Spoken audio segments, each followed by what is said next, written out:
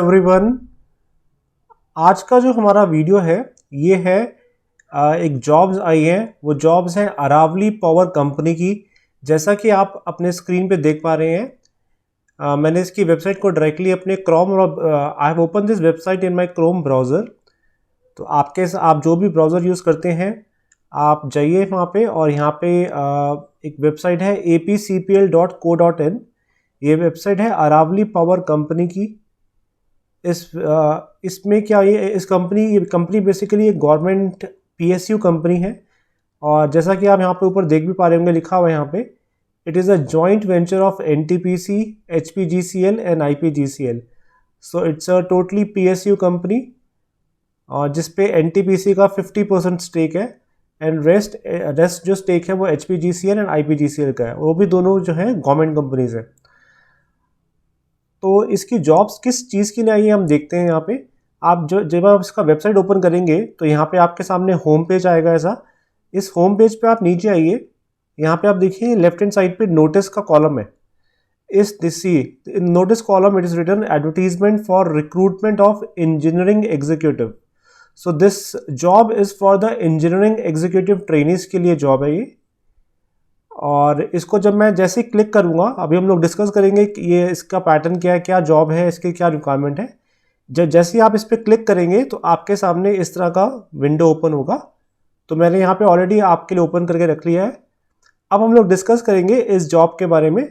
इन्होंने इनिशियली यहाँ पे बताया हुआ है इस कंपनी के बारे में, हल्का सा ब्रीफ दिया हुआ है कि जो ये अरावली पावर कंपनी है, अगर आप यहाँ पे देख पा रहे हैं, so they have a little brief here कि Aravali Power Company is a joint venture company.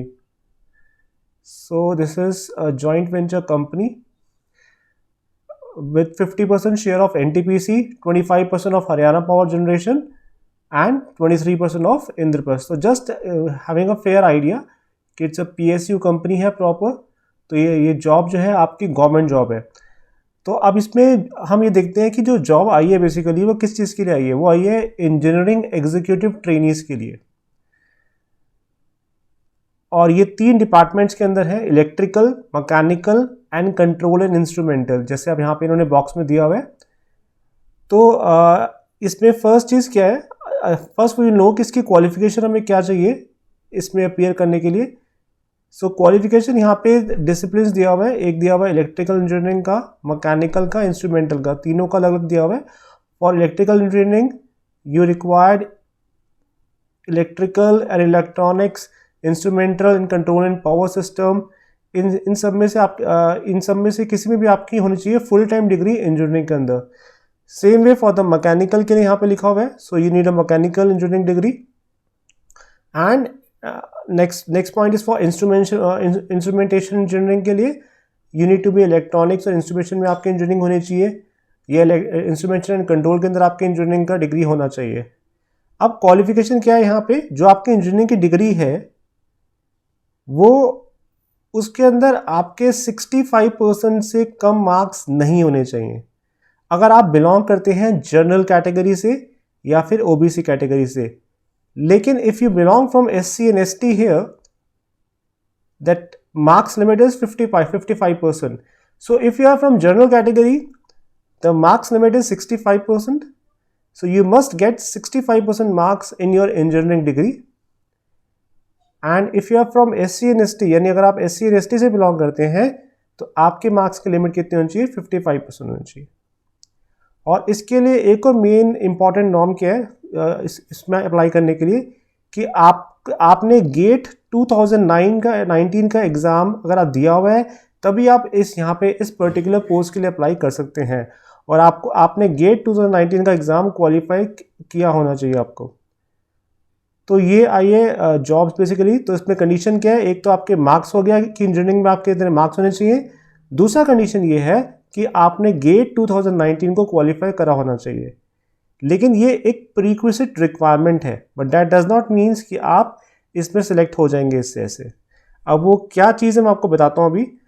तो हमने पहले ये समझा कि इसकी क्वालिफिकेशन के बारे में। हम यहाँ पे नीचे आते हैं, नेक्स्ट पॉइंट हम जानते हैं इसकी एज लिमिट वो क्या कर रहे हैं। एज लिमिट जो चाहिए इसमें अपर एज लिमिट है 27 ईयर्स। तो यानी अगर आप जनरल कैटेगरी से बिलोंग करते हैं तो आपकी एज लिमिट कितनी होगी? 27 ईयर्स होगी इस पर्टिकुलर पोस्ट के लिए अप्लाई करने के लिए। और जैसा कि हम सब जानते हैं रिलैक्सेशन मिलती है डिफरेंट कैटेगरीज के लिए। तो अगर आप बिलोंग करते हैं ओबीसी कैटेगरी से तो जाहिर सी बात है आपको मिलेगा 3 years as relaxation, and if you are from SC and ST तो आपको मिलेगा 5 इयर्स का एज रिलैक्सेशन, राइट। यानी 27 is for general, so 30 is for OBC and 32 is for SC and ST। ये अभी यहाँ पे लिखा होगा, हम देख लेंगे यहाँ पे भी। क्योंकि ये बहुत ही कॉमन पॉइंट है जो कि हर एग्जाम में फॉलो होता है, that is for age reservation के लिए। तो नेक्स्ट हम यहाँ पे देखते हैं कि इसका सिलेक्शन प्रोसेस क्या है, दैट इज वेरी इंपॉर्टेंट। देखो अब सिलेक्शन प्रोसेस यहाँ पे लिखा हुआ है eligible candidates who have qualified in GATE 2019।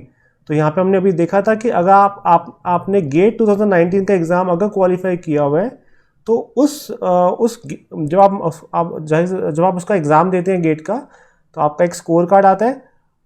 On the basis of the marks जो आपके गेट 2019 में आए हैं उसके बेसिस पे आपको शॉर्टलिस्ट किया जाएगा नेक्स्ट राउंड के लिए। तो इसमें होता क्या है, जो आपके गेट के मार्क्स पे आपके 85% उसकी वेटेज होगी और 5% आपकी वेटेज होगी GT के लिए और 10% होगी इंटरव्यू के लिए। सो सिंपल सा फॉर्मूला ये है कि भाई on the basis of the GATE rank, जो आपके गेट में रैंक या मार्क्स आपके आए होंगे उसके बेसिस पे क्या होगा, आपको शॉर्टलिस्ट किया जाएगा उन कैंडिडेट्स को फॉर द फर्दर राउंड के लिए। फर्दर राउंड में क्या होगा, GD होगा और इंटरव्यू होगा। तो तीनों का कॉम्पोजिशन होगा, उसमें 85% वेटेज होगी मार्क्स की आपके गेट के स्कोर कार्ड के बेसिस पे, और रेस्ट 15% होगा GD और इंटरव्यू पे, जिसमें इंटरव्यू का होगा 10% और GD का क्या होगा 5% होगा। तो ये है बेसिकली सिलेक्शन प्रोसेस का क्राइटेरिया। और यहाँ पे नीचे लिखा हुआ है कि इसमें इतनी प्रोजेक्टेड वैकेंसीज है। तो अगर आप देखें ध्यान से, यहाँ पे जो इलेक्ट्रिकल के लिए जो वैकेंसीज आई हैं टोटल 8 है, और इसको यहाँ पे डिवाइड किया हुआ है जनरल के लिए, OBC के लिए, मैकेनिकल की वैकेंसीज और इंस्ट्रूमेंटेशन की हैं। तो ये टोटल नंबर ऑफ वैकेंसीज यहाँ पे आपके सामने है। अब नेक्स्ट इसमें आते हैं कंपनसेशन पैकेज में। हाँ, तो इसका बेसिकली ये जो इसका जो पे स्केल है इस जॉब का, ये इवन ग्रेड जॉब है। सो प्रॉपर गवर्नमेंट जॉब है, और इसका पे स्केल जो है, ये बेसिक पे जो स्टार्टिंग पे है वो है बेसिकली 40,000 रुपीज़ आपको सैलरी मिलेगी। और ये 40,000 के अलावा, अपार्ट फ्रॉम 40,000 बेसिक सैलरी है, उसके अलावा आपको मिलेगा DNS अलाउंस, अदर जो अलाउंसेस होते हैं उसका आपका अलग से बेनिफिट्स मिलेगा। यानी लगभग आप मान के चलिए कि 45 से 50 के बीच में आपको मिल जाएगा आराम से। तो ये हो गया इसका एक बेसिक पे स्ट्रक्चर है जो कि 40,000 है। एंड इसमें यहाँ पे लिखा हुआ है कि जो सिलेक्टेड कैंडिडेट्स हैं इनकी 1 ईयर की ट्रेनिंग, आपकी 1 ईयर की ट्रेनिंग होगी। ये ट्रेनिंग पूरी होने के बाद ही आपको रेगुलर पे स्केल मिलेगा इस कैटेगरी के अंदर। यानी 40,000 तो आपको मिलना ही मिलना है, and once completion of your training you will get a regular pay of this particular grade. So I hope you get this point guys. हाँ, अब देखिए यहाँ पे लिखा हुआ था एज लिमिट के लिए, जो हमने अभी डिस्कस किया था कि अगर आप SC ST से हैं तो आपको 5 इयर्स मिल जाएगा एज रिलैक्सेशन, OBC को मिलेगा 3 साल का। यानी 27 साल जनरल के लिए हो गया, 30 साल हो गया OBC के लिए, और 32 साल हो गया, 32 इयर्स हो गया SC and ST के लिए। अच्छा, अब नेक्स्ट चीज़ क्या है इसके अंदर कि आप इसमें कब अप्लाई कर सकते हैं। इसकी फॉर्म जो भरने का ऑनलाइन जो प्रोसेस शुरू होगा वो होगा 4 जून से, यानी नेक्स्ट मंथ 4 जून से आप यहाँ पे फॉर्म अप्लाई कर सकते हैं। और इसका लास्ट डेट है फॉर्म अप्लाई करने का, वो है 3 जुलाई 2020। सो ये हमने देखा यहाँ पे कि इसकी इंपॉर्टेंट डेट्स क्या है, हमने ये देखा इसका एज लिमिट क्या है, ठीक है, इसमें क्या क्वालिफिकेशन चाहिए और क्या क्या आपका क्वालिफिकेशन के अलावा इसका प्रोसेस क्या है, सिलेक्शन प्रोसेस क्या है। और इसके अलावा एक और चीज़ आपको देखना, हाँ, इस पर एक आपके नेक्स्ट इंपॉर्टेंट पॉइंट जो आपको जानना है इस जॉब के अंदर कि अगर आपका सिलेक्शन हो जाता है तो आपको यहाँ पे एक एग्रीमेंट साइन करना पड़ेगा, that is a service agreement bond. इसमें क्या होता है, अगर आप बिलोंग करते हैं जर्नल कैटेगरी से और OBC से तो आपको 2.5 लाख का बॉन्ड साइन करना पड़ेगा। और अगर आप बिलोंग करते हैं ST and ST कैटेगरी से तो आपका बॉन्ड होगा 1,25,000 का। और ये इस बॉन्ड साइन करने का मोटिव ये है कि आपको कम से कम 3 साल उस कंपनी में जॉब करना ही पड़ेगा 1 ईयर ट्रेनिंग के बाद। तो अगर आप वो चीज़, अगर मान लीजिए आपने बीच में वो क्राइटेरिया ब्रेक किया, आपने जॉब नहीं की, किसी रीज़न से आप चले जाते हैं, तो फिर आपको ये बॉन्ड की फ़ीस उनको वहाँ पे देनी पड़ेगी as per the rules they have decided. But it's very very obvious, क्योंकि गवर्नमेंट जॉब है तो आमतौर पे उसको कोई छोड़ता नहीं है। तो ये हो गया आपका सर्विस एग्रीमेंट बॉन्ड, यानी क्लियर सी बात है इस जॉब में आपको बॉन्ड साइन करना है इफ़ यू गेट सिलेक्टेड। बाकी इसके अलावा इसके हेल्थ के प्रोसीजर्स होंगे, ये प्रोसीजर उनकी वेबसाइट में लिखे हुए हैं, वो आप जाके इसमें चेक कर सकते हैं। बट इन केस अगर आपको कोई डाउट होता है आप पूछ सकते हैं हमसे कमेंट्स बॉक्स में, so definitely will work upon that. और ये हाँ एक और चीज़ है, इसमें जो आपकी फ़ीस है, रजिस्ट्रेशन फ़ीस है जो फॉर्म भरने की, वो है 150 रुपीज़ अगर आप बिलोंग करते हैं जनरल एंड ओबीसी कैटेगरीज के लिए। And for the SC and ST category there is no fee. So for general OBC, you have to pay 150 rupees, and payment can be made both on the offline basis and online basis. यानी अगर आप bank के through payment करना चाहते हैं online mode से, या किसी दूसरे ऑनलाइन मोड से आप पेमेंट करना चाहते हैं, आप पे कर सकते हैं नेट बैंकिंग के थ्रू, डेबिट कार्ड के थ्रू, क्रेडिट कार्ड के थ्रू। अगर आप चाहें तो बैंक एक स्पेसिफिकली बैंक इसके लिए डिजिग्नेट किया गया है, वो है पंजाब नेशनल बैंक। आप पंजाब नेशनल बैंक में जाके उसकी किसी भी ब्रांच में आप जाके यहाँ पे पेमेंट कर सकते हैं ऑफलाइन मोड के थ्रू। सो दोनों के दोनों तरीके हैं यहाँ पे पेमेंट करने के, ऑफलाइन मोड भी है और ऑनलाइन मोड भी है। सो ये मैंने आपको बताया इसके पूरे डिटेल्स के बारे में जॉब्स की।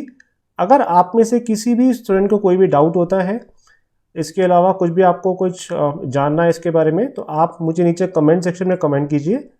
सो आई जस्ट अश्योर यू कि जितना पॉसिबल हो सका हम आपकी ज़रूर हेल्प करेंगे।